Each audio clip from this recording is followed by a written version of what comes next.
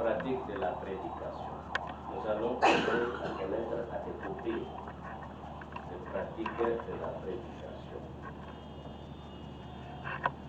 L'homilétique, je suis dans l'introduction du cours. C'est une des branches de la théologie pratique. Une des branches, une des matières, une de l'ensemble des disciplines de la théologie pratique. C'est une des branches De la théologie pratique. TP, pourquoi théologie pratique, c'est TP. Théologie pratique. Voilà, c'est une branche. Votre attention, moi j'aime mon cours est pratique, j'aime beaucoup d'attention, beaucoup de méthodes. Vous allez vous verrez peut-être le photocopier. Quand j'aurai à voir le niveau, alors, c'est une des branches. Vous savez, vous faites la théologie. La théologie, c'est le dire sur Dieu, c'est un discours sur Dieu. C'est une discipline universitaire. Mais la théologie aussi, c'est une discipline universitaire sur le dire de Dieu. Comme vous le savez, Dieu là est complexe. Nous pouvons prétendre connaître Dieu, mais concrètement parlant, est-ce que nous connaissons Dieu réellement? Qui peut connaître Dieu? Et si on peut le connaître tel qu'on pouvait le connaître, sera-t-il encore Dieu? C'est pour cela qu'on parle de l'incompréhensibilité de Dieu. On ne peut pas saisir l'être de Dieu, mais Dieu lui-même, qui est incompréhensible de par son être, sa nature, ce qu'il est. On ne peut pas le comprendre parce qu'il est ce qu'il est. Mais il a choisi une manière de se dévoiler pour communiquer, en fait que le bénéficiaire le découvre d'une manière différente. C'est la révélation.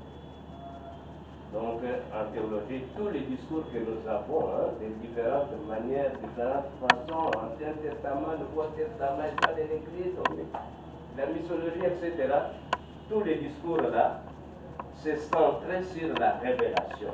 C'est ça la théologie. L'interprétation, la compréhension, comment Dieu, c'est de plusieurs manières, mais à travers des démarches différenciées, systématiques, pratiques, vétérotestamentaires, Dieu s'est dévoilé. Le Dieu difficile à saisir, à comprendre, s'est dévoilé. Alors, la théologie, c'est un discours centré sur, sans cette révélation, là, ça serait difficile pour nous. C'est révélé à travers la nature, c'est révélé à travers les prophètes, l'histoire, c'est révélé à travers Jésus-Christ, la dernière révélation, mais la parole. On essaye d'interpréter ce que Dieu a révélé aux gens de Dieu, et ça sera le discours théologique. Alors, cette discipline théologique qui est la nôtre, notre domaine de recherche tous ici, nous sommes tous des théologiens préparés à être théologiens, à devenir théologiens, d'accord? Chacun pour sa part dans un domaine particulier. La théologie a des branches, des sous-branches. Ce qui fait la réalité de la théologie, ses enfants. N'est-ce pas? Yes. Alors, vous avez la théologie de l'Ancien Testament, les vétérotestamentaires. Il a parlé dans le monde ancien, dans l'Ancien Testament, l'interprétation. Alors, parmi vous, il y a ceux qui vont se spécialiser dans cette discipline-là de l'Ancien Testament, vétérotestamentaire. Il y en a donc ceux qui vont se spécialiser en Nouveau Testament, le néo-testamentaire, à partir de l'Évangile jusqu'à l'Apocalypse. Vous pouvez être spécialiste des évangiles synoptiques, des actes des apôtres, n'est-ce pas? Les épîtres de Paul, précisément, vous dites, moi, c'est Corinthiens qui m'intéresse. Vous n'aurez jamais fini de connaître ça. Et aussi, à part ça, on va vous dire, écoutez, mais écoutez, tout s'est passé dans l'histoire. Il y a eu des pères de l'Église qui ont défendu la foi. Saint Augustin, Saint Thomas, n'est-ce pas? Saint Ambroise, etc., défendu la foi. À un moment donné, nous avons été ensemble avec les catholiques d'une histoire commune avant la période de la Réforme. Les pères de l'Église n'appartiennent pas seulement aux catholiques, c'est nous, dans l'histoire de la chrétienté. Alors l'histoire a évolué. Vous pouvez parler de l'histoire de l'Église primitive, comment ça a commencé, comment naissait l'Église progressivement, chacun pour sa part. Vous avez l'histoire de la Réforme, vous avez l'histoire de la pénétration de l'Évangile en Afrique, au Congo, etc. Ça devient aussi une branche. Parce que la Bible, à un moment donné, quand les temps furent accomplis, donc il y a eu une progression d'événements. Comment on a discuté la doctrine de l'Église, la confession de la foi chrétienne, le credo, le concile de Constantinople. Il y a des gens qui vont s'intéresser à cette branche-là de l'histoire de l'Église. Ça fait partie d'une branche, l'histoire ecclésiastique. Les uns diront, non, moi je vais rester dans la période qu'on appelle la patrologie, étudier les dogmes de l'Église. Vous devenez des patrologues, c'est une période très limitée dans les autres. Le premier, le deuxième, le troisième, vous pouvez dire, je m'arrête au 5e siècle. Et les autres peuvent dire, voilà, moi j'ai du 5e au 6e, etc. siècle. Vous êtes versés dans l'histoire. Il y a aussi ceux qui vont dire que nous devons approfondir la théologie dans le cadre d'étudier les différents concepts. La notion du péché, par exemple. Vous êtes dans la dogmatique, qu'on peut aussi appeler la systématique. La justification, la compréhension de certains rites à travers l'Église, etc., etc. Quelle est la manière, quelle est la notion? La confession de la foi. Comment vous pouvez en développer un programme? On les appelle les dogmaticiens, les systématiciens. Beaucoup plus l'Église, la théologie catholique met l'accent sur dogmatique, mais nous parlons de la systématique, dogmatique, systématique, ensemble. Alors, il y a ceux qui vont s'intéresser, écoutez, à la théologie pratique. La théologie pratique, c'est notre domaine où nous nous sommes un peu versés profondément, nous continuons à être là. Ça, c'est l'atterrissage. L'atterrissage de toutes les branches de la théologie. Vous pouvez parler des biblistes. Hein? On peut mettre vétérotestamentaire, néo-testamentaire. Ailleurs, ils constituent un seul domaine des biblistes. On les appelle les biblistes. Mais ils se différencient. Vous êtes vétérotestamentaire ou néo-testamentaire.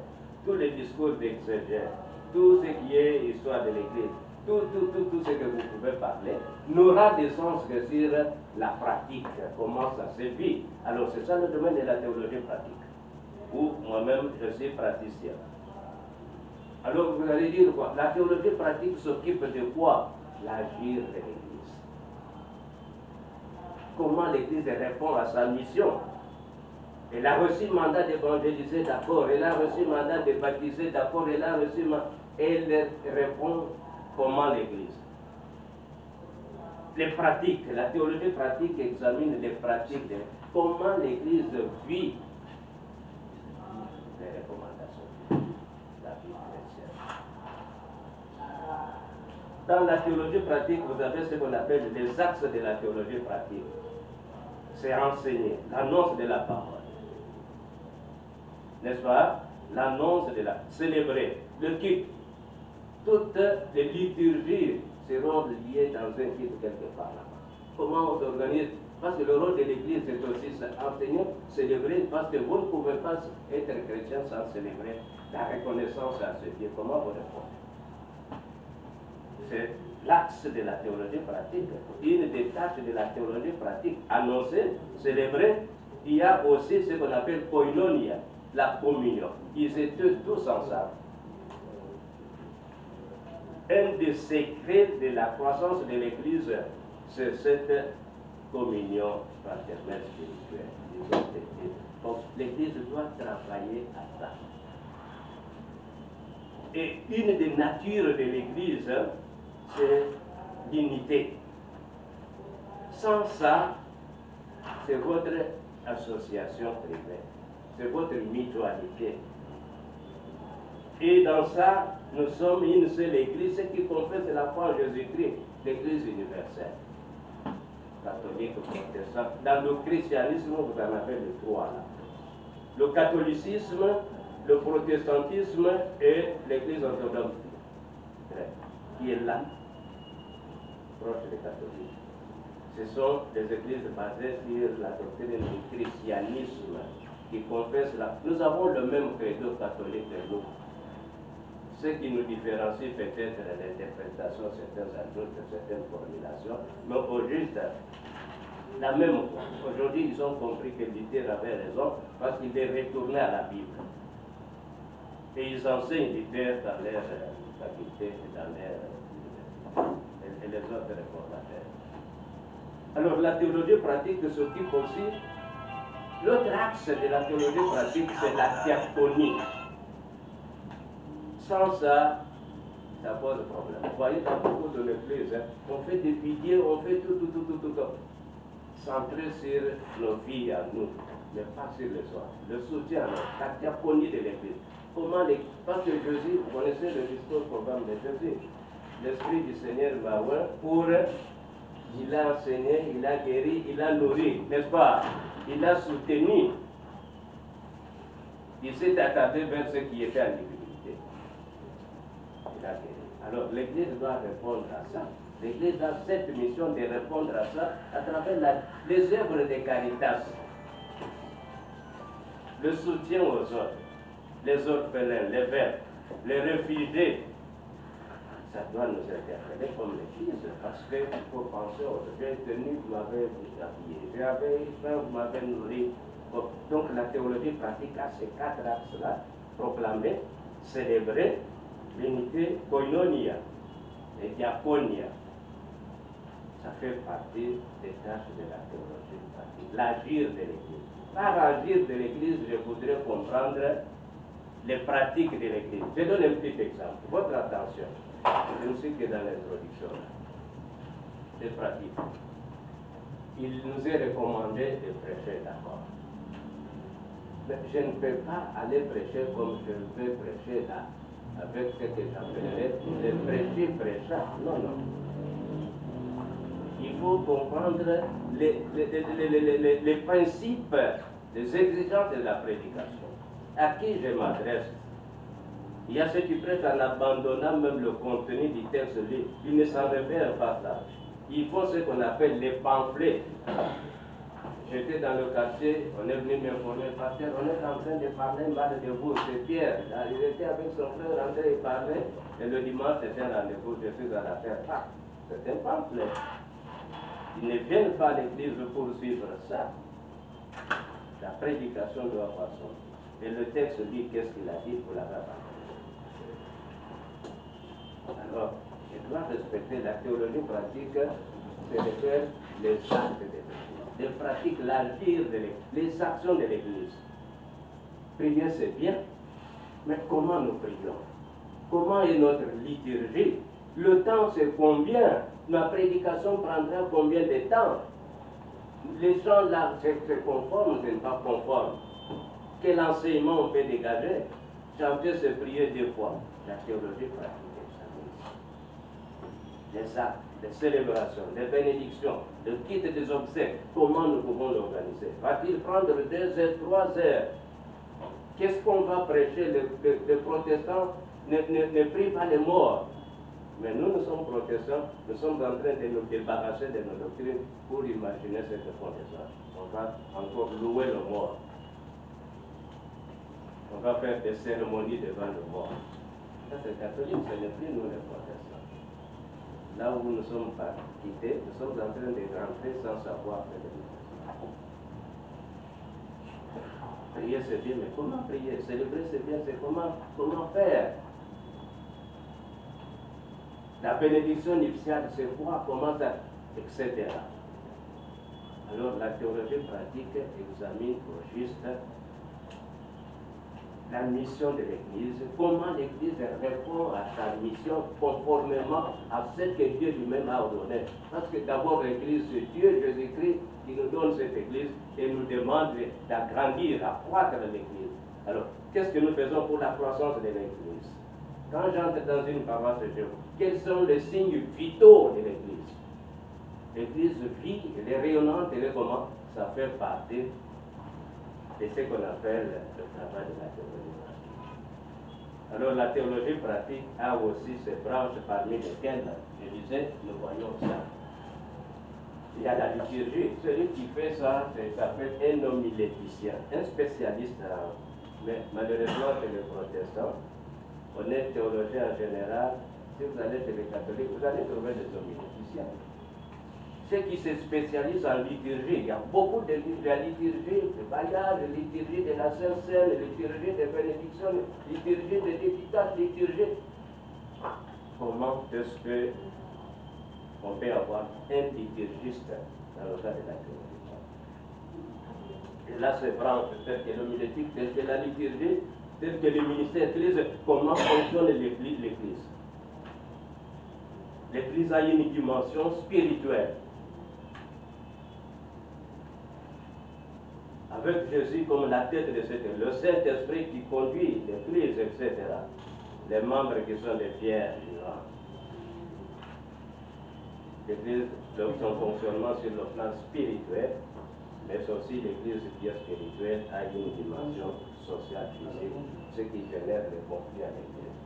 Il y a beaucoup de gens qui ont un petit problème à l'Église. On en fait tout, comme si ça ne pouvait pas y arriver. Ça peut y arriver. On peut ne pas s'entendre sur un besoin de l'Église, sur un fonctionnement, ce qu'on avait décidé. Parce que ça régénère, nous sommes une association constituée aussi des hommes.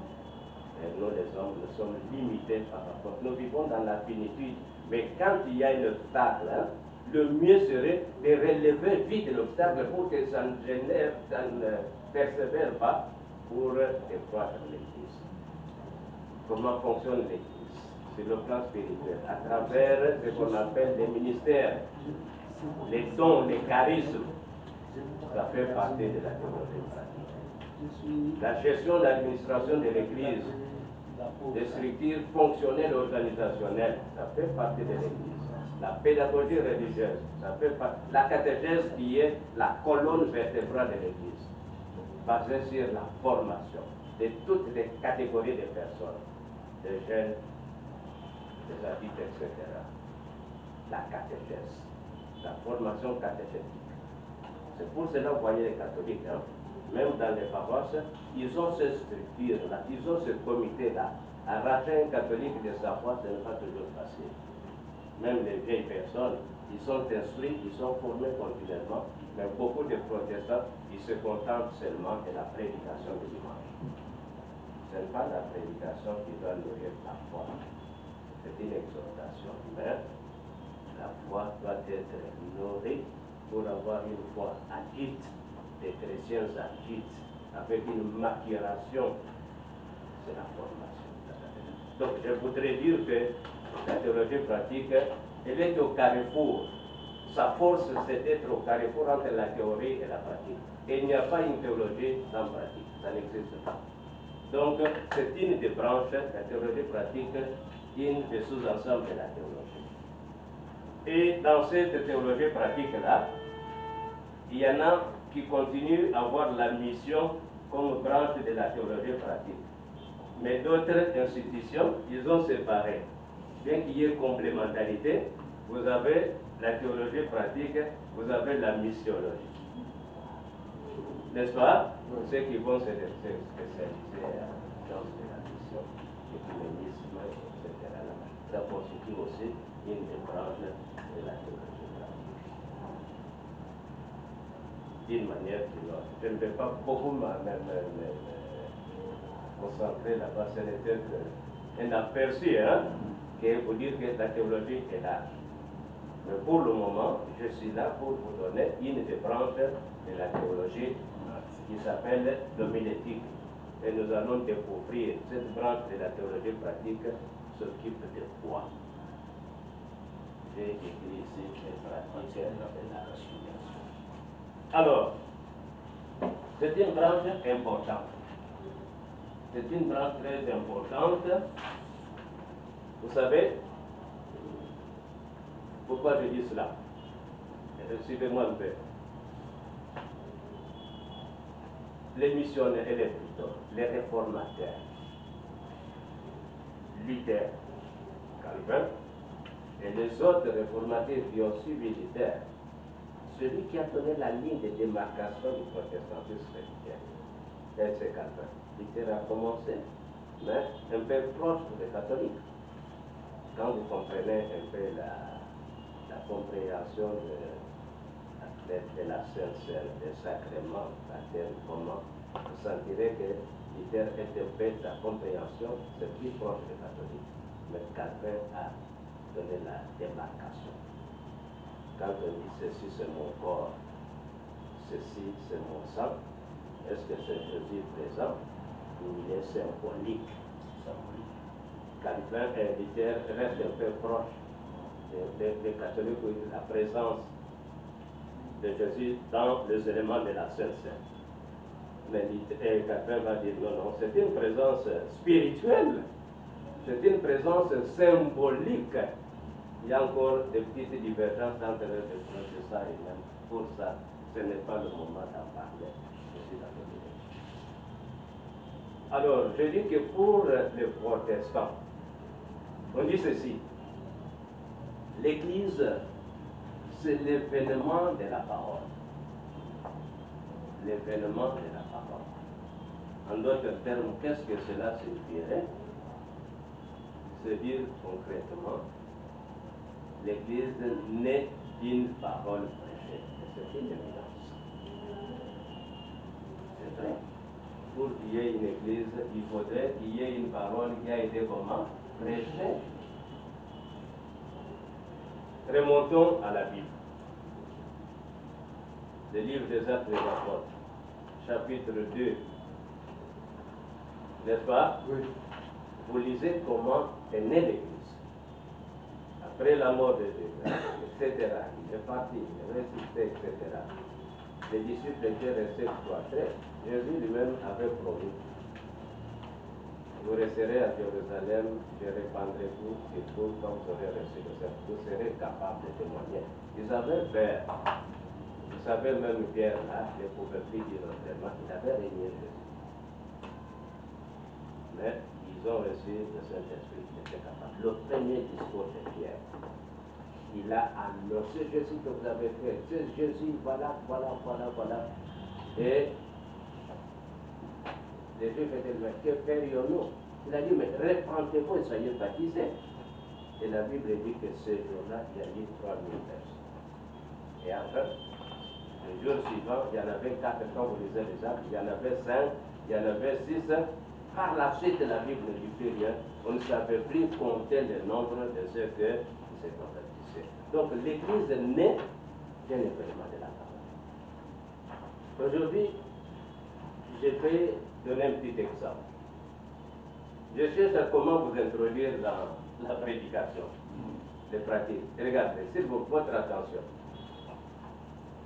Je voudrais aller dans un nouveau quartier, disons ville de Kinshasa, etc. Il n'y a pas d'église, ni de la CDFC, ni de la T, je ne sais pas, on a des diversités d'églises ici, l'évangélique, je ne sais pas, des écoles. Vous dites, voilà, je dois implanter l'église là. Vous n'irez pas le même jour implanter l'église. Non, ça ne peut pas venir. Mais il faudrait vous préparer pour aller évangéliser d'abord. Et ce que vous amenez, c'est la parole, n'est-ce pas? Vous allez annoncer Christ. Ceux qui auront reçu ce Christ dans un processus,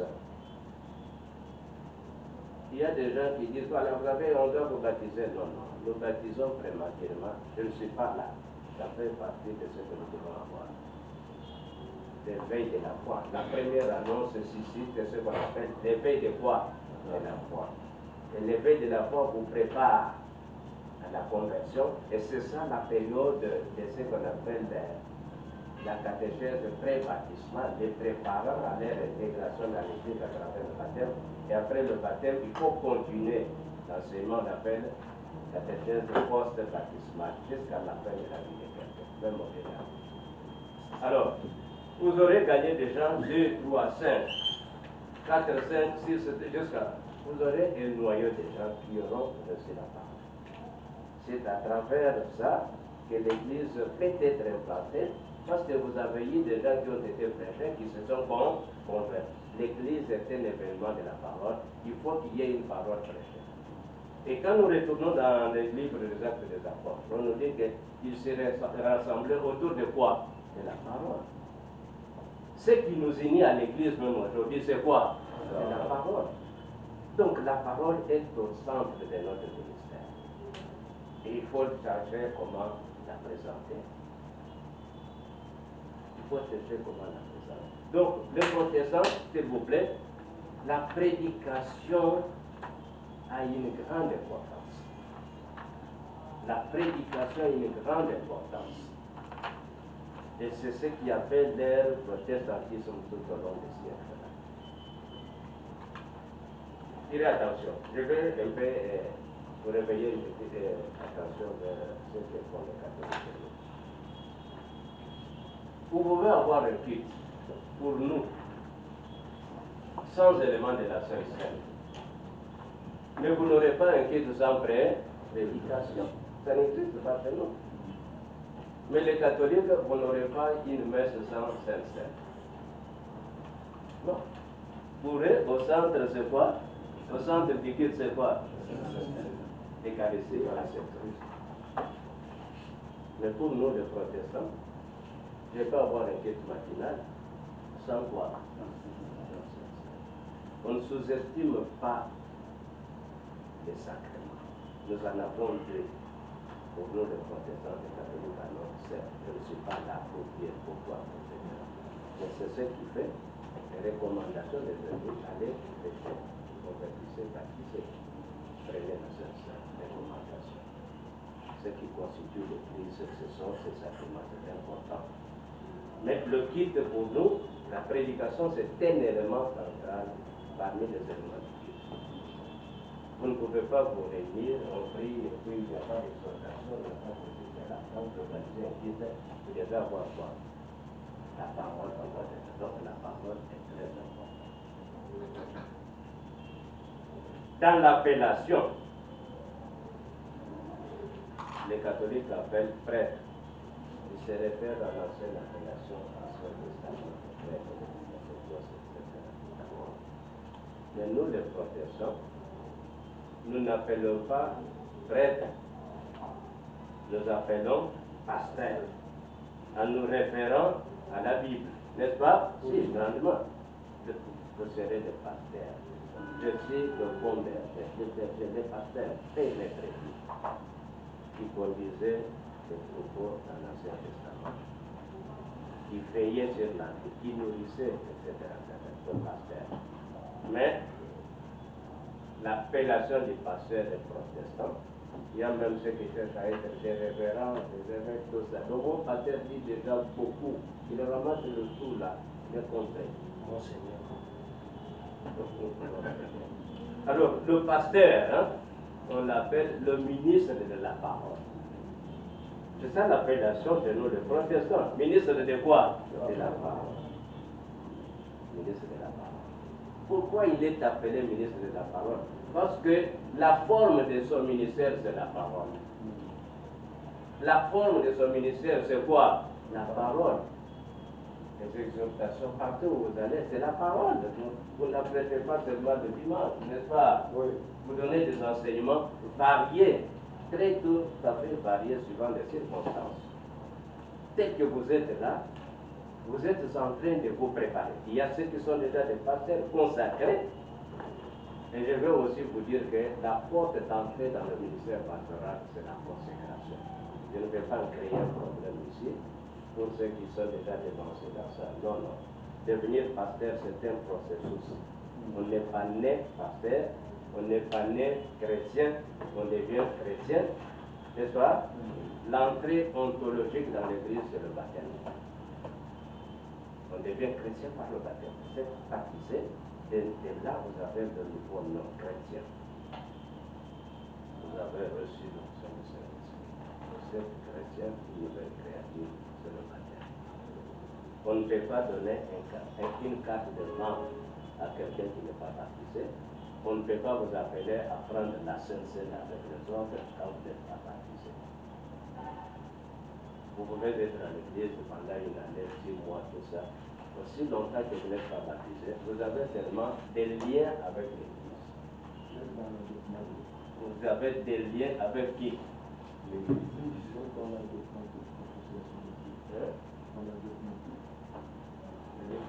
la dogmatique. Ça, c'est l'organisation de l'église.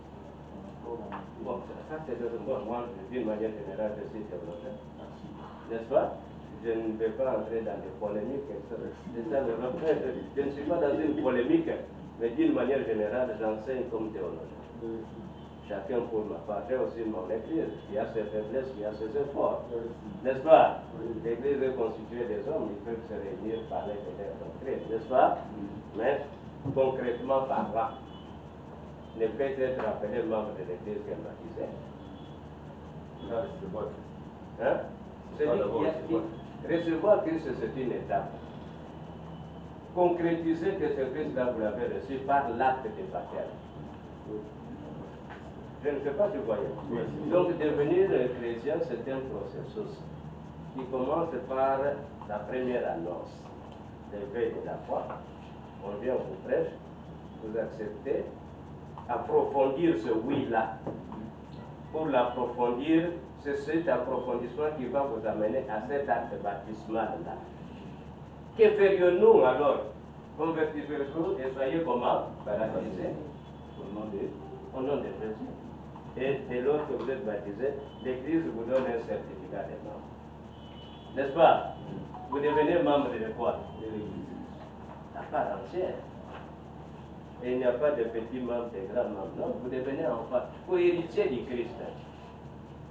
Alors, devenir aussi pasteur, ça, je ne peux plus en parler aujourd'hui. Ça va créer polémique. C'est un processus aussi.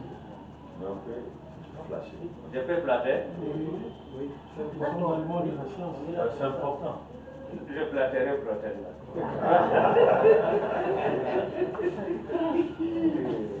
Même si je suis l'enfant d'un représentant légal, je ne suis pas pasteur. Devenir pasteur, c'est un processus qui commence par la double vocation, interne secrète, Dieu lui-même qui appelle. Il sait comment l'appeler. Je connais une des filles dans une famille chrétienne, papa, Jacques, et sa maman, japonaise, chrétien fervent. Les enfants, et puis tous ces enfants ont grandi. La fin, la cadette fille, elle reçoit le diplôme. Les parents donnent l'argent, allez prendre l'inscription à l'IPC. Leur fille arrive, il va prendre l'inscription à théologie. Et la fille rentre avec l'inscription, il montre à son père se met à genoux. Seigneur, j'ai manqué à l'église, mais enfin, il y a quelqu'un dans ma famille à venir. C'est aussi une femme. Ils ont donné. Ils ne s'attendaient pas, ils n'ont pas dit aller prendre l'inscription. C'est une vocation. J'ai reçu un pasteur que je connais, il est plus vivant, il a tenu sa fille à main, m'amenant dans son bureau, dans mon bureau. Je le connaissais, tout ça. Je n'ai rien dit. Poser la question, ceci, cela, dans la vocation, il veut faire non, non. Inscrivez ma fille en théologie. J'inscris la fille. Je présente la salle de classe. Je laisse la fille étudier. Vers la fin, on était dans l'ancien système, parce que ce n'était pas le niveau de basculement que j'ai.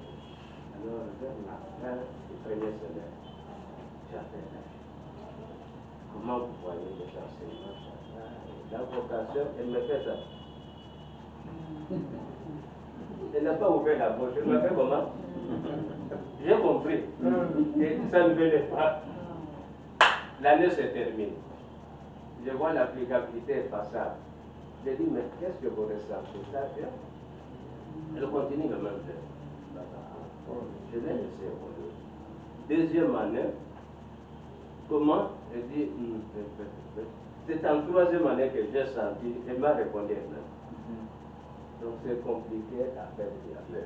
À quel moment, comment ça vient? Après cet appel, il y a la formation ministérielle, la préparation.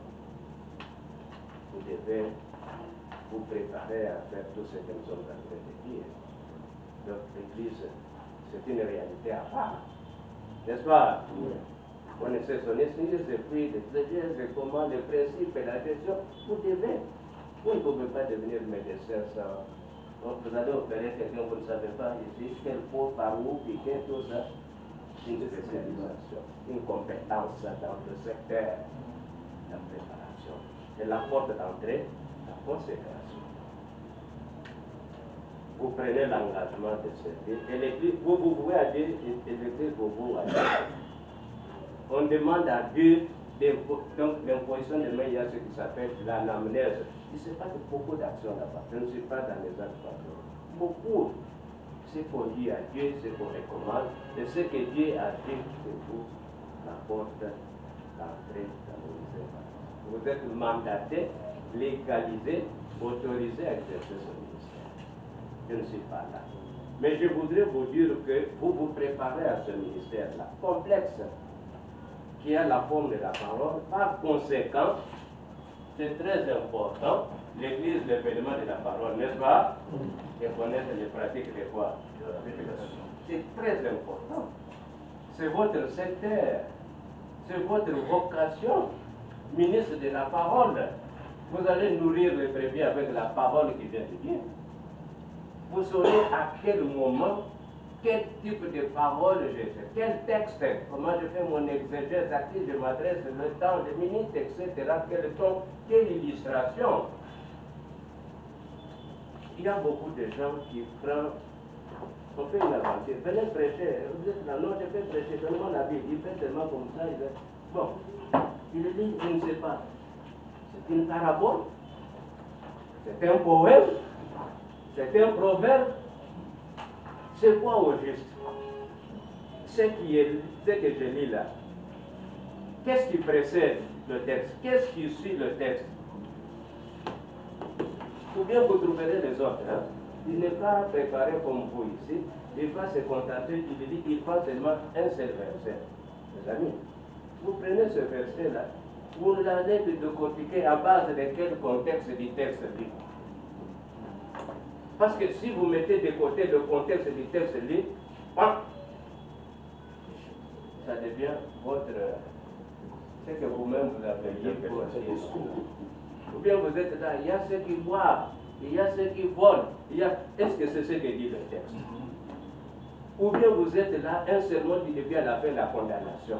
Dieu nous appelle pour nous condamner. Tout le monde là est venu pour qu'ils comprennent que Dieu le condamne. Non, non. Ils doivent recevoir le message d'édification et à travers ce message, chercher à les convaincre pour se conformer à la volonté de Dieu. Vous n'aurez pas de problème. Mais vous prêchez, vous fixez quelqu'un, comme vous avez dit, que c'est lui qui parlait mal de vous. Mais finalement, il y a des autres qui quittent l'église. Hein. Vous les avez totalement ciblés, climatés, et tout le monde se tourne vers cette personne. Mais il est humilié. Donc, ça va nous aider aux pratiques de la prédication. Donc, l'homme. Pourquoi je dis ça? Prêcher, c'est une tâche exigeante. Il y a beaucoup d'exigences. Apprendre à écouter, à discerner, à imaginer tout ce qui vient de Dieu. C'est une tâche exigeante. N'est-ce pas? C'est une tâche qui est comment? Exigeante. Ce n'est pas facile de prêcher. Il y a des exigences. Laissez-moi un peu 10 minutes. Hein? Oui, je fais une petite illustration. il y a un cours, peut-être vous aurez à le voir, vous l'avez déjà vu, on appelle initiation à la recherche scientifique. Initiation à la recherche scientifique. Vous êtes entré à l'université, mais l'université c'est un monde à part. C'est le monde de la science. La science, c'est l'exigence. Ce sont des compétences scientifiques. N'est-ce pas? C'est la rigueur. C'est l'investigation. Et puis, vous n'allez pas écrire comme vous voulez un mémoire, un texte. Non, non. On va vous dire qu'il y a des exigences. Il y a des principes de rédiger un mémoire, un travail pratique qui doit être acceptable. Je ne vais pas rédiger un rapport de stage comme si je faisais une histoire. Comment commencer l'introduction? La problématique va venir comment? L'hypothèse, comment sont les questions de la problématique? Quelles sont les réponses anticipées qu'on appelle les hypothèses? Quel est l'intérêt de mon sujet sur le plan scientifique et sur le plan pratique? Quelle est la délimitation? Parce que moi-même là, même si je suis dans l'homilétique, je ne vais pas te dire, mais je vais me concentrer sur une dimension pour le développer. Les limites, tout ça, ça fait partie des exigences. N'est-ce pas? Alors, il y a des exigences aussi quand on cherche à devenir ministre de la parole, n'est-ce pas? Vous allez chercher à devenir pasteur, vous l'êtes déjà d'une manière, mais prêcher, il y a des exigences. Ce sont ces exigences-là que nous tâcherons de découvrir progressivement pour l'enrichir, mais aussi l'efficacité de l'exercice de votre ministère qui a comme centre la parole. Être pasteur, c'est bien, mais comment exercer ce ministère dans son efficacité? Je donne un exemple. Je peux avoir un talent, un don. Hein? Il y a des gens qui manient bien le français, même la langue lingala, n'est-ce pas? Ils montent à la chair, mais il peut vous évoquer, il peut parler des bons termes, tout ça. Il fait tout un discours, mais prêcher, ce n'est pas seulement ça. Tu peux avoir cette souplesse-là, mais est-ce que c'est la prédication? Est-ce que c'est la prédication? Vous trouverez les autres qui sont là-bas, ils prêchent, il y a la chair ici. Il a quitté la chair et il ça. Vous allez où? Ils sont à bord, est-ce que vous êtes dans le plein air? Vous suivez au même moment là-bas, il y a des orchestres qui viennent aux instruments pour sécher l'atelier, et tout ça, tout ça, tout ça. Sautant, est-ce que vous êtes dans le plein air? Vous êtes au stade. Et puis il y a ceux qui s'adressent aux paroissiens comme si c'était leur première fois de se rencontrer. Et ce sont déjà des chrétiens. Quelques-uns sont nouveaux peut-être, mais le grand nombre, ils sont comment? Chrétiens. Ils viennent dans l'édification, mais il faut y aller. Vous êtes devant les chrétiens, n'est-ce pas? Vous pouvez avoir une dose d'un sermon d'évangélisation pour le réchauffement de la foi de vos chrétiens.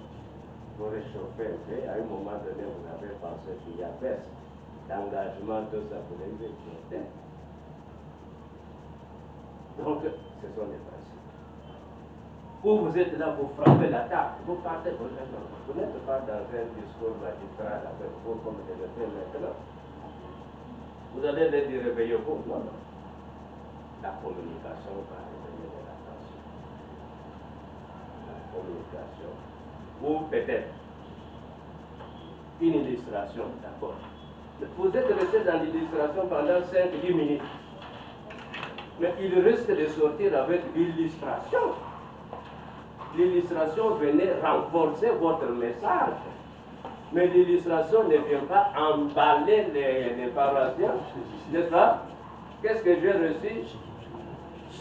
Madame, vous parlez de votre vie, vous parlez de ceci, vous parlez de cela. Vous savez où vous faire l'illustration, c'est comme ça. C'est une aliénation, une petite peine. On y vient là. Un peu d'air, vous réchauffez, vous quittez. Mais aussi, ça va, vous pouvez passer. L'illustration, c'est pour renforcer ce que vous avez voulu dire. Mais il ne faut pas s'attarder là-bas définitivement, comme si c'était tout ça que les paroissiens étaient venus faire. Donc c'est pour vous dire que les exigences. Une des exigences aussi, c'est quoi? Que dit le texte? Vous l'avez lu dans la péricope là. Que dit le texte d'abord lui-même? Avant de sortir une applicabilité. Il dit quoi? Il dit quoi? Mais si vous dévancez le texte avec vos sentiments, c'est que vous avez des préjugés. Vous avez déjà préparé ce que vous devez dire. Une réplique quelque part. Donc, l'homilétique nous renvoie aux exigences de la prédication. Je ne sais pas si on s'entend très bien. Et quand on ne peut pas se conformer aux exigences là, on est dans des prêchis-prêchants. Ce sont ces sentiments, ces douleurs, ces colères qu'on évoque. Et là, ce n'est plus la parole de Dieu. La parole que vous prêchez, ce n'est pas votre parole. C'est la parole de celui qui vous a envoyé. Et alors, conformez-vous à celui qui vous a envoyé. Il vous facilite la tâche par son Saint-Esprit. Allez-y. C'est comme beaucoup de prédicateurs, vous cherchez à préparer un sermon là-bas, vous êtes vous-même dans votre bureau, mais vous n'avez pas prié. Mais quand vous ne priez pas, vous voulez tout faire par vos propres efforts ou comment? Ou bien vous voulez aller gagner des gens, faire une évangélisation quelque part là-bas. Priez aussi pour les destinataires de votre évangélisation. Que Dieu disponibilise leur cœur. Parce que par vos propres efforts, hein, vous pouvez prêcher du matin au soir, vous ne l'aurez jamais gagné. Vous ne l'aurez jamais gagné. Il peut même vous dire que moi je vais aller me réjouir avec Satan. Vous lui direz pourquoi. Et puis je vais vous dire une chose. Il y a beaucoup de pasteurs qui se tapent la poitrine. C'est moi qui ai rempli, c'est moi, tout ça, vous êtes là, tout ça. Non, non. La foi, c'est un don de Dieu. Si Dieu n'a pas tout, vous n'allez que cueillir. Il vous facilite la tâche par le message. C'est Dieu qui touche le cœur. Donc, moi, je dis comme praticien que c'est Dieu qui est le provocateur enlevé de la foi pour l'évangélisation. Il est le provocateur. Votre message vient seulement susciter ce que Dieu a déjà préparé. Donc, il ne faut pas nous enorgueillir. J'ai gagné. Toi là qui ne pouvais pas être ici, c'était moi. Non. Dieu l'avait déjà touché de sa manière. Donc il faut seulement prier pour que Dieu disponibilise le temps, le cœur, afin qu'il soit disponible à recevoir. Parce que quand nous remontons la Bible, je vous ai connu depuis la fondation. Dieu nous a connu. Chacun vient, Dieu connaissait, il savait pas qu'il reste Dieu. En vous créant là, il sait. N'est-ce pas? Donc, c'est très important. Il y a des exigences auxquelles nous devons nous conformer pour bien prêcher. Alors, je voudrais aussi dire que c'est une exigence. Prêcher aussi, c'est quoi? C'est une tâche passionnante. N'est-ce pas? Ce n'est pas une tâche facile. On cherche à découvrir ce qu'on n'avait pas entendu, ce que Dieu lui-même voudrait dire. C'est de la passion. Hein? Ce n'est pas une tâche facile. Une tâche vraiment très passionnante. Vous voulez rejoindre Dieu, vous voulez recevoir, chercher à écouter, ce n'est pas facile. Il y a de la passion. Il y a des sacrifices, il y a du temps. Par conséquent, il faut se préparer à bien prêcher. À bien prêcher. Pour comprendre ce que nous sommes appelés à faire. Donc, à travers ce cours, s'il vous plaît, il y a ceux qui venaient d'arriver. Je vais les ramasser un peu, peut-être vers la fin, je continue de discuter. Alors, dans ce que je procède là, si vous étiez attentif, vous auriez déjà compris le contenu de ce cours. Oui. Si vous étiez attentif, j'ai évoqué par-ci, par-là, j'ai parlé des illustrations. J'ai parlé des types de sermons anticipativement. Quel sermon vous avez choisi de prêcher? Le sermon, par exemple, l'enfant prodigue, qui avait tout pris, qui est parti, tout ça. Vous le mettez dans quel contexte? Textuel. Un sermon de 4 à 5, 6 lignes textuelles. Qu'est-ce qui se passe? Vous voulez prêcher, par exemple, la traversée de la mer Rouge. Le peuple d'Israël et le temps passé au désert, n'est-ce pas? La marche pour entrer dans la terre cananéenne. Voilà ce qu'ils ont trouvé. Voilà. C'est un sermon d'histoire historique. Il y a sa manière de le présenter. Quel sermon? D'accord. Vous voulez prêcher sur ça? Justification ou bien sanctification. Alors ça c'est quoi? C'est quel type de sermon anticipativement? Thématique. Vous allez monter, descendre, vous revenez à votre terme. Le terme. Et puis vous voulez vous ancrer sur la doctrine de la sanctification. Alors, en choisissant un sermon tel qu'il est là, qu'est-ce que vous recherchez? Qu'est-ce qu'on peut retenir? Donc, par-ci, par-là, vous avez compris. Et j'ai parlé ici, voilà, on prêche, voyez-vous, on prêche, on sort, on prêche. Ça fait partie des principes, comment prêcher. Est-ce qu'il faut se déplacer? Mais aussi, à un moment donné, prêcher n'est pas crier. Il y a ceux qui crient. Ils sont là-bas, la voix ne sort plus correctement. Ce n'est pas crier. Ce n'est pas crier. Prêcher, ce n'est pas crier. Donc, d'une manière ou d'une autre, à travers ce cours, nous allons passer par là, même si on ne pourra pas tout apprendre. On n'a jamais fini progressivement. On pourra des principes liés au principe de la prédication. Prêcher, c'est une technique. On va y entrer, on va découvrir ça. Il faut savoir conjuguer. C'est un art, conjuguer. C'est comme un artiste, hein, pour que sa musique soit vraiment conforme, admirable. Hein.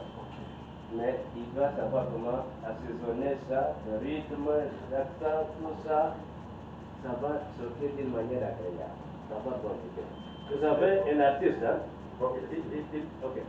Est-ce que lorsque nous préparons une prédication, lorsqu'on prend l'enfant prodigue, dès qu'on dit le thème de ce matin c'est l'enfant prodigue, là on y arrivera, c'est anticipé. Chacun se prépare, est-ce qu'il veut annoncer son thème, ce n'est pas mal, est-ce qu'on peut le découvrir, il revient constant. Parce qu'il y a des gens, vous avez prêché, ils sont dehors là. Qu'est-ce qu'il a prêché? Il a beaucoup parlé, gauche, droite, tout ça, mais on essaie. Il a ramassé un peu du tout. Vous-même là, vous avez tout parlé, toute la Bible, en même moment, tout ça devient complexe.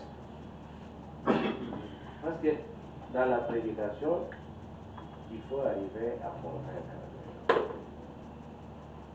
Et il y a des gens qui commencent le sermon, la prédication, sans avoir cherché le but.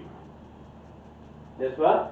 Mais quand vous ne pouvez pas vous imaginer le but, mais vous allez naviguer gauche-droite, comment vous saurez que vous avez atteint votre but? Si vous-même vous ne l'avez pas dit, imaginez.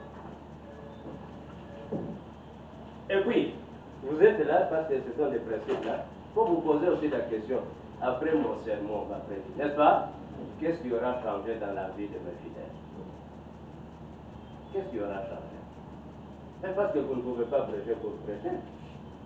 Vous devez avoir une cible. Vous visez quoi? Et pour arriver à ça, il faudrait arranger votre sermon pour y arriver. Et puis à la fin du sermon, il y a beaucoup de prédicateurs, hein? Même à la sortie, même intérieurement, Vous ne vous posez même pas la question, est-ce que vous avez atteint l'objectif? Vous vous contentez seulement venez semer, donner l'argent, il y a des autres, ils prêchent, ils aiment qu'on paye l'argent là-bas. Mais est-ce que Dieu vous a dit que quand chaque fois que j'ouvre la parole à travers mon Seigneur, payez-moi l'argent? Dieu vous dit qu'on paye l'argent? C'est compliqué. Donc, c'est une technique.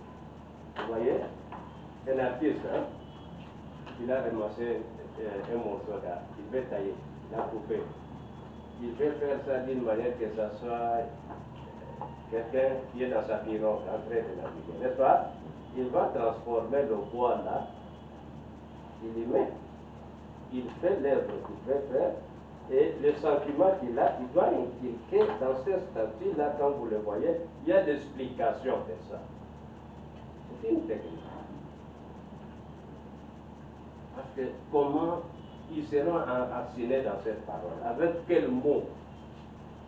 Quel style?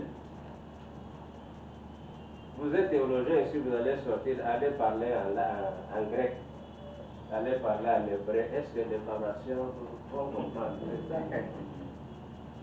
C'est pour vous, c'est pour vous faciliter la compréhension.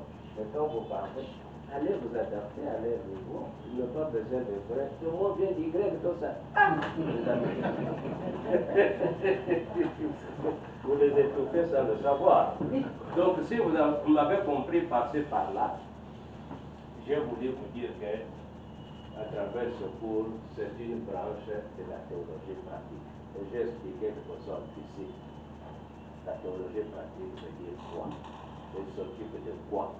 Des actes de l'Église, de l'argent de l'Église, les actions de l'Église, comment l'Église répond à sa mission. Et dans les axes de l'Église là-bas, il y en a 4. L'annonce de la parole, la prédication. Il y en a célébré toutes les liturgies. Il y en a la diaconie, il y en a koinonia. Ça fait 3 axes. Toutes les matières de la théologie pratique sont centrées autour de ces 4 missions de l'Église. 4 missions de l'Église. Donc la théologie pratique, une des branches pratiques de l'Église. On vit ce qui est dit, on va le concrétiser, et voir comment l'Église répond à cela. Parce que l'Église a reçu mandat, n'est-ce pas? Comment nous sommes appelés à vivre notre témoignage dans la concrétisation de l'appel de Dieu. Alors, dans la théologie pratique, je disais aux autres, vous avez des sous-branches. N'est-ce pas? Parmi les sous-branches, il y a cette discipline clé aussi. Parce que l'Église, j'ai expliqué aux autres, c'est un événement de la parole d'après les réformateurs. Et le pasteur est appelé ministre de la parole. Par conséquent, la forme de son ministère, c'est la parole. Il doit savoir comment se préparer à édifier le peuple de Dieu par la parole. Donc, c'est une des branches qui s'occupe de pratiques de comment prêcher. N'est-ce pas? Comment organiser sa prédication? Comment transmettre la parole de Dieu? En combien de temps? Avec quoi? Avec quelle illustration? C'est quel sermon? C'est quelles circonstances? L'adaptation. Première étape, il était dans la présentation du cours, l'orientation du cours. Voici deuxième orientation du cours. Je vais présenter par-ci par-là le contenu que nous aurons à développer doucement, progressivement, avec beaucoup de questions d'analyse. N'est-ce pas? Moi, je suis là pour recevoir les questions et je ne vais pas seul répondre, mais vos expériences, nous allons les partager. Toutes nos difficultés dans le ministère, dans ce secteur ici, parce que nous n'allons pas résoudre tous les problèmes de l'Église ici. On sera discipliné pour nos limiter au cours. Voilà. Alors, objectif du cours. Ce cours se propose d'étudier l'acte de prêcher dans ses différents aspects. L'acte de prêcher.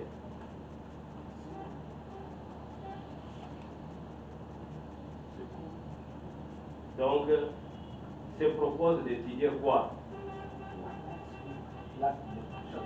Dans ces différents aspects. Veut dire quoi? Différents aspects veut dire quoi?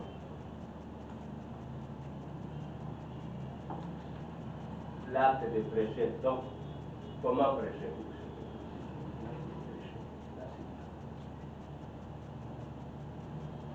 Je donne un exemple. Dans ces différents aspects, par exemple, votre attention, on va y arriver. Dans ces différents aspects, je voudrais seulement donner une petite illustration, un petit exemple, pour que vous compreniez. Dans ces différents aspects, la prédication a plusieurs aspects, plusieurs principes. Par exemple, vous avez préparé votre sermon, vous allez prêcher d'accord, mais vous n'allez pas directement entrer, commencer à développer le sermon. Non. Il y a ce qu'on appelle l'approche. Vous comprenez ça? L'approche. Et cette approche se fait par l'intermédiaire de votre introduction. Donc l'introduction devrait avoir aussi ces différentes parties. Annoncer ce qui va préparer, captiver l'attention de vos paroissiens vers ce que vous allez dire. Par exemple, on va dire quel est le rôle de l'introduction dans une prédication. Les différents aspects de la prédication, par exemple, ma prédication aura d'une manière ou d'une autre combien de parties? Dans le développement, quels sont les éléments que j'ai prélevés pour le faire? Et puis, dans ces différents aspects, par exemple, je vais conclure. Ah, la conclusion, c'est comme un entonage. J'ai fait de ramasser. Il y a ceux qui prêchent, hein, et il veut atterrir, il recommence. C'est comme un avion qui cherche à atterrir pour voir les dangers. Il fait quoi? Il recommence à survoler. Là, il y a un problème. N'est-ce pas? Oui. Mais tout ce que vous avez dit là, il faut déjà résumer ça. Il faut atterrir. Et qu'on sente que réellement ça c'est l'atterrissage. Il atterrit déjà. Mais il y a des autres qui passent, qui les remontent encore. Vous réchauffez encore. Il y a des autres qui passent, surtout s'il a entendu des applaudissements, ne peut-il quitter la chose. Une prédication, vous avez des applaudissements. Vous risquez d'aller en dehors de ça, non? Ça va vous enorgueillir. Est-ce que Dieu a dit quand je vous parle, il faut m'applaudir? Hein? Dieu a dit il faut m'applaudir? Non. C'est automatique. Moi, j'aimerais vivre vos applaudissements là dans vos actes. Allez prouver aux yeux du monde que le message reçu a eu un impact, n'est-ce pas? Dans vos vies, votre vie, vos engagements. C'est là où je dois vous voir. Mais pas m'applaudir ici. Ici, vous pouvez m'applaudir, mais vous tournez de deux là-bas. Un pasteur allait dans un quartier, ils ont annoncé le mercredi, nous serons dans un quartier. Ils arrivent, la maman de l'église avait oublié de pasteur et son équipe paternelle là-bas. À quelques mètres, hein, le pasteur entend des insanités d'une femme. On crie, il injurie sa voisine d'une manière extraordinaire. Et l'autre femme là, disait à l'autre, est-ce que c'est ce qu'on vous apprend dans votre église? Et à peine elle faisait sortir cette parole, le pasteur jaillit avec son équipe. Sa paroissienne n'a pas pu dire. Mais peut-être c'était la première à applaudir à l'église. Hein? Il faut prouver par la vie de la foi, hein, ne se dit pas, ça se vit. Ne dites pas chrétien, donne-moi la tête. Moi je suis pasteur, hein, je suis pasteur de la parole, donne-moi de aucun de ces je vais payer. Et le jour où il faut payer, vous répondez aux personnes. Ça se vit. N'est-ce pas? Prenons même le nom des chrétiens. Ce ne sont pas les chrétiens de Jérusalem qui étaient convertis de l'autre, qui sont allés se donner de nom. Non, ce sont les autres qui ont vu ce qu'ils faisaient pour dire qu'ils sont réellement les disciples de Christ. Ce sont les chrétiens. Donc, l'acte de prêcher, le cours nous aide à étudier les principes. J'ai fini. Et puis, il y a les autres qui se gênent d'écrire la prédication. Moi, je ne vais pas me gêner d'écrire. C'est une discipline. Mais ne restez pas collés. On va y arriver. Dans les différents aspects. Faudrait-il écrire son sermon, oui ou non? Et comment? Et quand vous avez écrit là, vers la fin, hein, et regardez, mettez un point comme ça. un grand point. Vous savez pourquoi? Quand vous êtes arrivé là-bas, il faut arrêter. Si vous ne mettez pas, vous ne saurez pas que vous avez fini. Vous risquez de recommencer. Et puis si vous avez écrit, on va y arriver, c'est mieux de numéroter. Vous savez pourquoi? Ventilateur, ça fait disperser. On vient vous aider. Vous prenez la feuille 2 à la place de 3. Et puis, on sent que vous êtes comment? Perdu. Ah bah, le pasteur là, qu'est-ce qu'il va faire? Donc il faut s'organiser. Tout le monde vient là, écouter les choses. Donc vous devez être sérieux, préparé dans ce moment. Ils ont tout laissé pour répondre à l'appel de Dieu. Et le kit, c'est Dieu qui convoque le culte. Et Dieu vous utilise vous. Par conséquent, préparez-vous. Préparez-vous. Moi, je n'aime pas spontanément que m'appeler venir prêcher. Je vais dire quoi?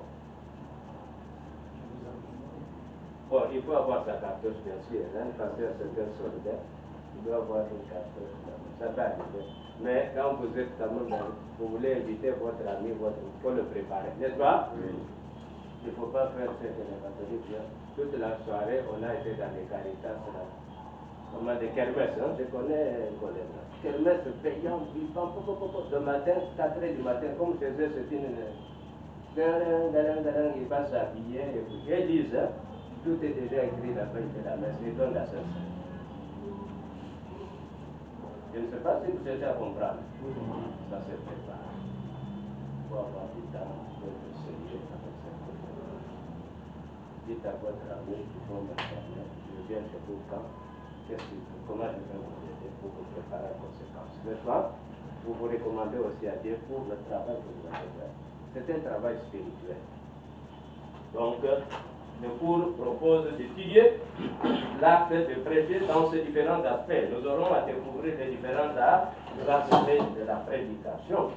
Car la foi dont la théologie est la reprise réflexive ne se conçoit en effet pas sans annonce de l'évangile. Qui a compris ça? La foi dont la théologie est la reprise réflexive ne se conçoit en effet pas sans annonce de l'évangile. Ça veut dire quoi? La foi ne peut pas se concevoir sans annonce.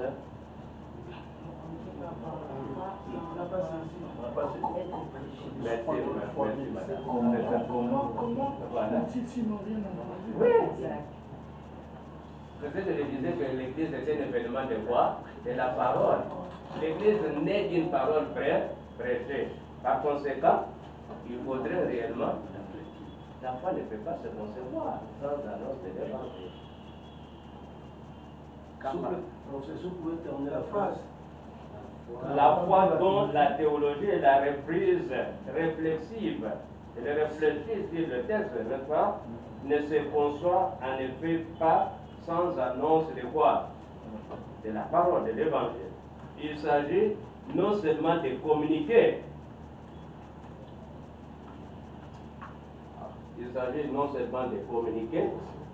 mais de faire comprendre, de convaincre, d'alimenter. Alors, vous comprenez maintenant, non, vous aurez ça, ce n'est qu'une introduction. Je suis dans la présentation du cours, vous n'avez pas. Donc, dans la prédication, dans l'annonce là, il ne s'agit pas seulement de communiquer, n'est-ce pas? Oui. Je vais vous communiquer, je vais dire l'évangile, je vais, non. Il ne s'agit pas, bien sûr, ça fait partie de la communication. La prédication, c'est une communication, n'est-ce pas? Mais il ne s'arrête pas seulement là. Il ne s'agit pas seulement de communiquer, mais de faire comprendre. Ceux qui doivent recevoir cette parole-là, ce message-là, que vous avez préparé, n'est-ce pas? Vous devez les amener à faire quoi? Comprendre.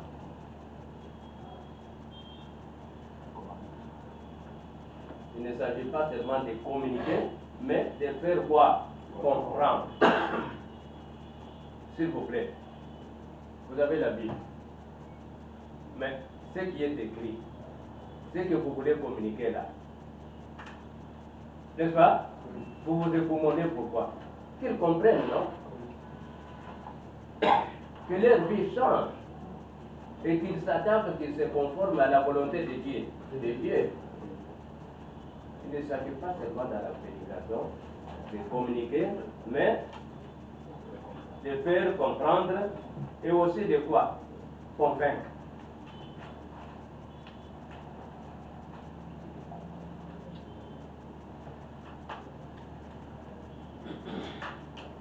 Regardez.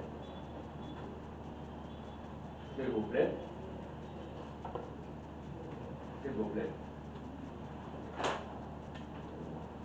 Le message que vous avez préparé, vous le communiquez, vous faites comprendre.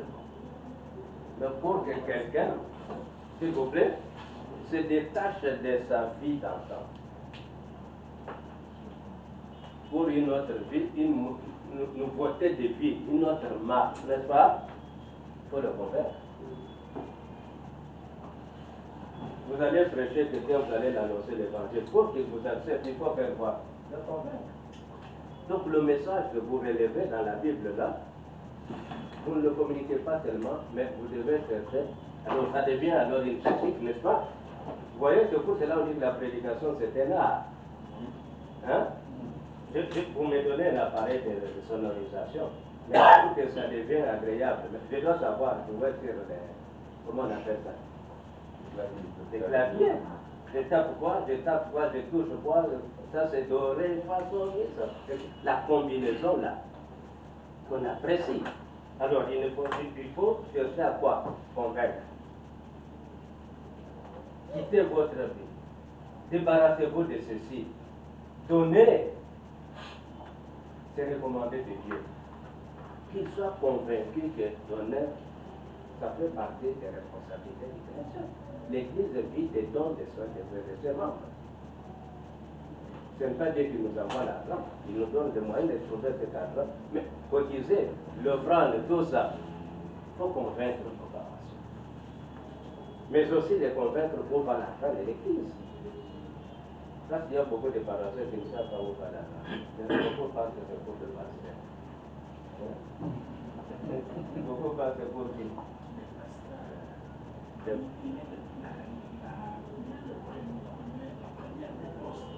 Oui, même de mes côtés. Non, vous n'allez pas seulement donner. Écoutez, la présence de l'Église, c'est la charge de l'Église. C'est son champ. Le pasteur, c'est son champ.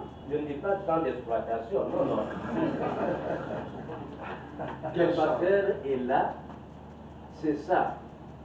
J'étais à Beyrouth dans un congrès chez les Libanais. Nous avons un congrès de communauté. J'étais avec une femme qui était le tour d'un pasteur. J'ai dit, mais vous êtes à combien? Il me parlait de 150 ou moins de 150. J'ai dit, est-ce que votre mari fait autre chose? Il a dit, non, pourquoi il doit faire? Le paroissien donne tout. C'est qu'on a besoin, il s'acquitte. Vous comprenez un peu ça? Alors, c'est là où il travaille, on doit lui prendre en charge. Il est au service de l'Église. Par conséquent, c'est son Église qui doit venir à sa vie, n'est-ce pas? Alors, c'est très important. Hein? C'est très important. Mais oui, mais écoutez, il n'y a pas d'église sans pasteur. Qu'on le veuille ou pas, il n'y a pas d'église sans pasteur. Je suis dans une église, hein. Il y a eu d'autres anciens qui ont gardé l'église pendant longtemps. Le pasteur doit dire non, non, non, il n'y a pas de pasteur, il n'y a pas d'église sans pasteur.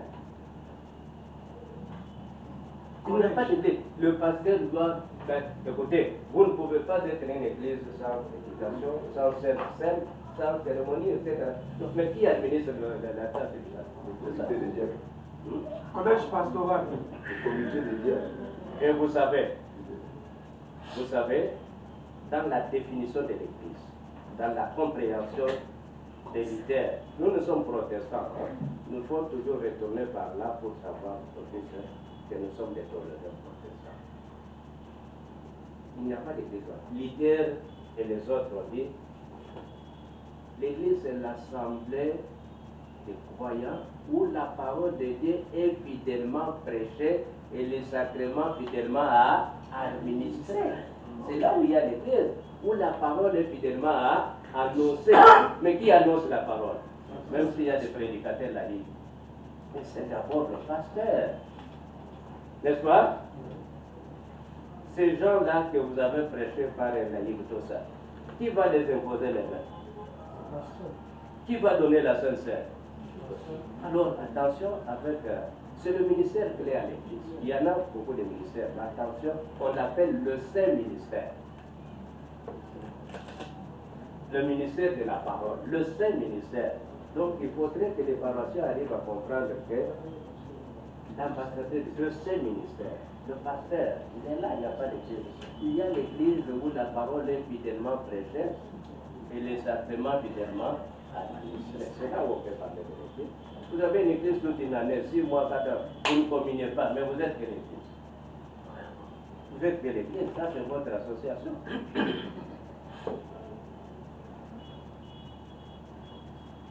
Alors, vous comprenez que le pasteur, avec la prédication, c'est bon. Et dans les tâches spécifiques du ministère pastoral, il en a 3. Le pasteur, c'est un chrétien comme les autres, mais un chrétien consacré pour le ministère pastoral. 1. La première tâche spécifique du pasteur, l'annonce de la parole. La deuxième tâche spécifique du pasteur, l'administration des sacrements. Et la troisième tâche spécifique du pasteur, la conduite des troupeaux. Conduite, fait mercredi. Et là, il y a la distribution. Donc, c'est un ministère.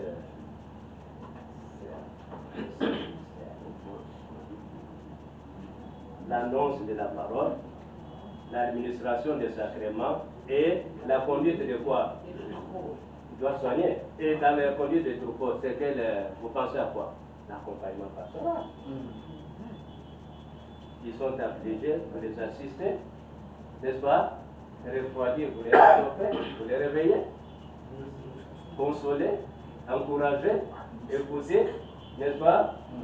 Le dialogue pastoral entre là, la pire dame entre là, etc., etc. Si vous devez appeler ça les 3. Les 3 tâches spécifiques du pasteur. Des tâches particulières, spécifiques. Ah, voilà, principales. Les 3 tâches. Alors, je reviens vers la prédication. Question pour. Oui, oui, d'abord. Oui, je voulais quand même que vous puissiez me donner votre point de vue sur la prise en charge du pasteur au sein de l'Église. Est-ce que cela ne dépend-il pas de la qualité aussi des membres? Parce que si vous avez la qualité des membres, c'est-à-dire, je veux m'expliquer par là, si vous avez des membres dont la majorité chômeurs, comment ceux-ci peuvent-ils prendre correctement en charge les pasteurs pour que celui-ci ne s'occupe que de ces 3 tâches spécifiques que vous venez d'énoncer tout à l'heure? Que faire dans ce cas? Oui, il y a des membres de chômeurs. La majorité. La majorité. S'il vous plaît. Je n'ai pas compris concrètement. Vous voulez demander quoi? Ils ne seront pas en mesure de prendre à faire le pasteur. Nous parlions de la prise en charge. Parce que ce sont des cas plus pratiques. Hein. Vous parlez des difficultés matérielles. Et comment est-ce qu'on va le prendre en charge? Oui, dans ce sens. Écoutez, le pasteur doit user de ses stratégies pour la croissance de cette église. User de ces stratégies, votre rôle de faire grandir, grossir, et aider aussi les paroissiens à comprendre que Dieu peut vous bénir dans le travail. Faites ceci, c'est vous qui donnez l'orientation pour qu'ils sortent de cette difficulté-là. Et avec le temps, qu'ils arrivent à s'acquitter de leurs responsabilités. Dites, mais écoutez, la pauvreté là, ils meurent chaque jour, ils ne mangent pas, hein? Ils ne s'habillent pas, et comment est-ce qu'ils vivent? Ils doivent partir de leurs moyens pour progresser, pouvoir avoir des projets communautaires, des actions communautaires, n'est-ce pas, pour couvrir certains besoins de la paroisse, des initiatives, n'est-ce pas, des projets de développement. Alors, je vais vous dire ceci, au sein de la paroisse, hein, le pasteur c'est un leader. Jouez le leadership pastoral, soyez un visionnaire, soyez un concepteur. n'est-ce pas, pour aider l'Église à s'impliquer dans votre vision. Vous allez sortir de cet état-là dans un laps de temps. Ça prend du temps, mais vous aurez aidé l'Église vous-même à être élevée. Le développement, c'est quoi? Vous sortez des conditions moins bonnes aux conditions bonnes. Les autres vont vous dire, écoutez, le pasteur ici avait commencé à zéro, voilà ce qu'ils sont devenus. Ça, c'est l'œuvre de Dieu. Dieu pourvoira toujours d'une manière ou d'une autre. Il va pourvoir. Il va accompagner vos efforts. Vous lisez Thessaloniciens, que dit Paul, j'ai été parmi vous, j'ai appris qu'il y a des autres qui vivent avec des autres, qui ne travaillent pas. Quand je suis arrivé au milieu de vous, c'est le verset, je le récite, hein? Jour et nuit, j'ai travaillé. Ce n'était pas que je ne pouvais pas mériter quelque chose au milieu de vous comme visiteur, mais j'ai travaillé pour vous donner un exemple à suivre. Si quelqu'un ne peut pas travailler, il ne mange pas non plus. Prêchez. Montrez aux paroissiens comment s'en sortir, c'est facile. Avec le temps, ça peut aller, n'est-ce pas? Mais ce que je ne vais pas vous encourager, vous plaindre. Vous plaindre au fil du temps. Un chrétien n'est pas primitif. Parce que son père a tout, n'est-ce pas? Il est au service de celui-là qui est tout puissant. Recommandez, la Bible dit, recommande ton sort à Yahweh, mets ta confiance en lui, il fera quoi? Il agira. Mais écoutez, vous voyez là où nous sommes pour le moment. Vous voyez les salles, vous voyez les tables. Hein? Il y en a des institutions d'enseignement supérieur qui ont commencé il y a plus de 30 ans, 25 ans, 10 ans, 5 ans, qui n'ont pas tout ce que vous avez. Ce n'est pas tombé du ciel, c'est un effort. C'est quelqu'un qui a conçu un projet, qui a su comment faire. Aujourd'hui, la réalité est là que nous vous formons nombreux. On ne va pas se limiter à vous. Donc, Dieu bénit les actions. Et ça progresse. N'est-ce pas? Ça, c'est un exemple, non? Il est parti de zéro. Hein? Voilà. C'est bien cadré. Je vais continuer mon cours. Ça, je vais déjà terminer. J'ai une petite question. Alors, ma question est orientée vers... il y a des églises qui ont 3-4 pasteurs. Il y a le pasteur titulaire et puis il y a les adjoints. Bon, mon problème, c'est quoi? Dans une certaine époque, on disait le pasteur titulaire et le pasteur assistant. Mais à un certain moment, on m'a appris que ça a changé. Maintenant, c'est le pasteur titulaire et le pasteur associé. Alors, pourquoi ces changements?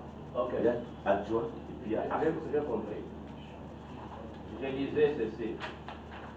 L'Église est spirituelle, elle est physique, elle est sociale. Nous avons ce qu'on appelle l'Église universelle, hein, qui réunit les églises de tout le temps, les Indiens, les Chinois, les Congolais, les Rwandais, même avec qui nous ne nous entendons pas. On est toujours chrétiens. S'il y en a ceux qui se sont attachés à l'Église. Alors, l'Église universelle, n'est-ce pas? Ça réunit tout le monde. Mais vous avez l'Église locale. Je vais dire l'Église de la KDC implantée sur la source. Une juridiction française dans un rayon géographique déterminé. Je ne sais pas si vous me comprenez. Avec son organisation, sa structure fonctionnelle, bien qu'en étant interdépendant dans les organes avec ceux qui sont vers l'Aliema, ceux qui sont vers de l'autre côté, on est tous, vous êtes de la KDC, mais vous avez chaque église locale. Au niveau de chaque église locale, il y a une structure fonctionnelle, organisationnelle. Vous choisissez vos propres diacres, n'est-ce pas? Vous votez votre propre vitier. C'est ça, la gestion de l'église, par la parole de l'église locale. Vous êtes tous de la même communauté, mais chaque église a sa structure fonctionnelle à partir de la base. Vous vous mettez, réfléchissez, que disent vos textes. Vous avez cherché à avoir 4 pasteurs. Comment seriez-vous à mesure de les prendre en charge? Organisez-vous. Voyez vos budgets et quelle est la tâche que fera tout un chacun. Ça, c'est fonctionnel. Moi, je ne vais pas vous donner un principe général. Et ceux qui ont dit ça, ce ne sont pas toutes les églises protestantes. Ça fait partie d'une structure, d'une dénomination. Alors, allez dans vos assemblées, revoyez vos textes, qu'est-ce que vous ajoutez, comment vous réparez pour consolider ce que vous faites pour la bonne marque de l'Église. Je vais vous dire, hein, je suis protestant. Il y en a des structures ecclésiastiques qui bloquent, qui pas bloquer, mais qui font problème pour la marque. Oui. N'est-ce pas? Oui. Ça fait problème. Vous en souffrez, on en souffre. Mais c'est un moment donné pour dire comment sortir de ça. Parce que les textes là, je vais vous dire ça. À l'église, il y a ce que nous ne pouvons pas modifier. Quand vous modifiez ça, vous êtes excommunié de l'église. La communauté. Vous n'appartenez plus à cette église-là. Parce que le pasteur prête serment. Il prend l'engagement de m'engage à suivre tout ça et les textes de l'église. Mais il y en a des textes, n'est-ce pas, auxquels nous, dans nos assemblées, dans nos conseils, nous pouvons revoir ça. Il y a des textes beaucoup qu'on revoit qui accompagnent la marche de l'Église. Revoyez, réfléchissez, mais pourvu que vous vous entendiez et que ce soit conforme. Ça ne devient pas sacré, il n'y a que les catholiques. Parce que chez nous, les protestants, n'est-ce pas, c'est la Bible qui est là. La Bible, la parole de Dieu, qui est notre source de référence. Nos textes viennent accompagner. Mais les catholiques, ils ont ce qu'on appelle la tradition de l'Église. Il y a la Bible. Donc pour eux, la tradition de l'Église, c'est comme c'est sacré. Le Vatican, le Concile a dit, c'est chez nous, tradition, en tant qu'Église, comme c'est certes, mais ce n'est pas au-dessus de la Bible. J'ai dit à l'Église, il y a ce qu'on peut négocier, ce qu'on ne peut pas négocier. La doctrine de Saint-Esprit, vous allez négocier avec nous. Nous disons que Jésus a réellement deux natures. Dans sa deux dimensions, c'est ce qui constitue la réalité de Jésus. 100% homme et 100% Dieu. C'est difficile de comprendre, mais nous croyons, nous confessons ça, cette double nature. Il y a le Dieu le Père, Dieu le Fils et le Saint-Esprit. Il y en a des autres qui ne nous acceptent pas ça. Mais si vous allez dire non, non, non, ça pose problème. Mais une organisation structurelle, des pasteurs, 2, 3, vous pouvez encore négocier maintenant. Parce que ça ne touche pas totalement la doctrine, mais ça constitue certains textes seulement de la part. S'il vous plaît, professeur. N'est-ce pas? Parce que vous trouverez dans la même communauté avec des pasteurs. Ok? S'il vous plaît, professeur. L'Église protestante existe plus de 100 ans ici dans notre pays. Pourquoi l'Église protestante, plus de 100 ans. Pourquoi cette Église ne veut pas accepter peut-être le ministère de docteur au sein de ce biblique? Et quand le Seigneur peut accepter 5 ministères. Je vais arrêter déjà, merci beaucoup. C'est une bonne question. Docteur apporte. Elle n'a pas trait à ce que nous disons. Il est vrai, ça trait autrement parce que le pasteur c'est un docteur.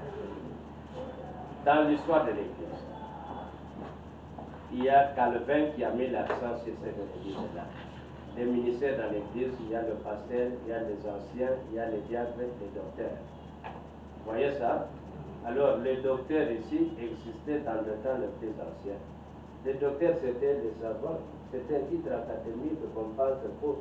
Vous êtes des docteurs. Un pasteur, c'est un docteur. Il est enseignant de la Bible. Vous lisez, vous interprétez. N'est-ce pas? Alors, on ne peut pas encore. Ça s'est noyé dans l'appellation pasteur.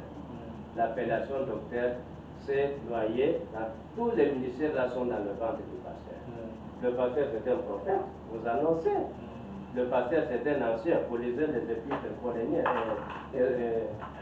Timothée, Pierre, n'est-ce pas? Le pasteur, c'est un diable. C'est un évangéliste. Donc, le docteur. La Bible fait la différence entre les 5 ministères. Vous ne pouvez pas comprendre ça à une autre période. Vous allez me suivre. Je vais le faire. Alors, je voudrais terminer parce qu'il est temps que dans la prédication, on ne va seulement pas communiquer, mais faire comprendre, faire convaincre, aussi argumenter. N'est-ce pas? Argumenter ça. Alors, comme objectif spécifique, nous aurons à découvrir les principes gouvernant la prédication, l'acquisition des méthodes pour la prédication, la préparation aux difficultés, aux joies de la vie d'un prédicateur. Voilà, préparation aux difficultés, aux joies, ça vous aurez à voir. L'évaluation, nous aurons la participation au cours, nous aurons certains travaux pratiques, vous aurez des examens, etc. Bon, j'ai une bibliographie ici, je vais ajouter, je vais actualiser, parce que vous ne pouvez pas être des chercheurs qui ne lisaient pas. Vous pouvez aussi aller découvrir, lire. Vous aurez ça. Alors, j'ai les matières que nous aurons à voir. Sont nombreuses. Voilà. J'ai une table de matières ici. Vous aurez ça. Le premier chapitre, la généralité, définition de prédication, art, technique, la prédication en tant qu'art, la prédication en tant qu'œuvre du Saint-Esprit, vers une seconde définition, la puissance de la prédication, des éléments cruciaux délimitant la prédication doit être adaptée aux besoins de la communauté, la motivation de la communauté, la prédication dans les occasions spéciales, telles que le culte des obsèques, n'est-ce pas, les événements de Noël, et puis de Pâques, ou quoi, ou bonne année, etc. Et la prédication dans les occasions spéciales, l'importance de la prédication, le type de sermon, les avantages de chaque sermon, thématique, etc., d'exposition historique, expositoire, etc., historique, biographique, textuel. Je peux prêcher sur la vie de David, n'est-ce pas? Alors, vous allez ramener le jeu. Qu'est-ce que David avait fait? C'était bénéfique ou c'était mauvais, biographique? Les sermons textuels, on aura à voir ça. Alors, nous aurons comment se diviser le but de l'introduction, les sources de l'introduction, où trouver les sources pour introduire. Vous savez, commencer, ce n'est pas facile. Avec quel mot? Comment commencer un sermon, etc. Il y a des gens qui commencent, il est déjà déraillé dès le début. Et quand vous êtes déraillé dès le départ, même la suite n'aura pas un enchaînement logique. Vous serez trop dispersé, etc. Les qualités d'une bonne introduction, les caractéristiques d'une bonne introduction, le corps du sermon, la conclusion, comment conclure, les différentes formes de conclusion, l'arrivée, etc., etc., la préparation, présentation, le choix du texte, le choix du thème, la formulation d'une proposition, etc., etc., la préparation du sermon, le rôle de la prière, et puis les gestes et mouvements appropriés quand vous devez prêcher, l'expression du visage, l'expression du corps. Il y a des gens qui peuvent prêcher. Vous le voyez qu'il n'est pas en paix à lui-même. Ça se dessine sur sa figure. N'est-ce pas? Ça se dessine sur ça. C'est comme s'il venait se déverser sur une colère et tout le passé quand vous ne l'avez pas payé pendant des mois. Donc ça pose problème. On aura à voir ça. Le rôle des illustrations, la rédaction des sermons et tout ça. Nous aurons ajouté encore autant d'autres chapitres. Je vais actualiser ça pour vous. Je termine déjà. La pratique de la prédication, nous aurons ça. Il y a tout un chapitre que j'aurai ajouté. Je vous le dirai prochainement, il est temps. Comment construire un sermon, on le fera avec vous. Alors, avec moi, j'ai les pratiques de la prédication. Ce sont des ouvrages. L'art de prêcher, ça y est déjà là-bas. Il y en a beaucoup. On peut en avoir un peu par-là. Alors, je vais terminer pour que nous aurons pour demain. Demain, nous commençons par le premier chapitre. Après l'exposition de cette introduction générale qui nous a ramassé pour une orientation, nous allons maintenant aller étape par étape, avec des questions, corrigeant ce qu'on peut corriger, ajoutant ce qu'on peut ajouter, de manière que quand vous aurez terminé, vous soyez qualifié à repenser les prédications, à revoir, rectifier le tir. Chacun va se balancer. Combien d'heures il a pris pour prêcher? En plus, ça cadre un support.